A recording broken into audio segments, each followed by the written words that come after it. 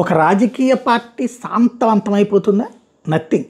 శివసేన ఉద్ధవ్ థాకరేనైనా, ఎన్సీపీ ఇది శరద్ పవార్ అయినా, అట్లా కాంగ్రెస్ పార్టీ అయినా. కానీ పుంజుకోవాలంటే చాలా కష్టపడాలి, ప్రజా విశ్వాసం పొందాలి.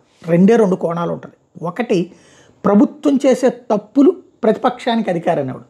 రెండవది, ప్రతిపక్షం తనకి తానుగా ఇప్పుడున్న ప్రభుత్వం కంటే విశ్వాసం కల్పించగలను, అంటే బాగా పని చేయగలనని చెప్పడం, ఎక్స్ప్లెయిన్ చేయడం, కన్విన్స్ చేయడం.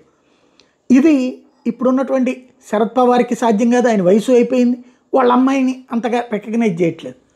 అదే సమయంలో ఆదిత్య థాకరే వైఖరి, నాయకుడు వాళ్ళకి నచ్చల, సుప్రియ సూలే కానీ ఆదిత్య థాకరే కానీ. అదే సందర్భంలో కాంగ్రెస్ పార్టీకి సరైనటువంటి నాయకత్వలేమి ఉంది మహారాష్ట్రలో. ఇవన్నిటినీ అధిగమించి అందులో అక్కడ ఇండివిజువల్గా ఒక పార్టీని అధికారంలోకి తేరక్కడ వాళ్ళు, అది కూడా సమస్య.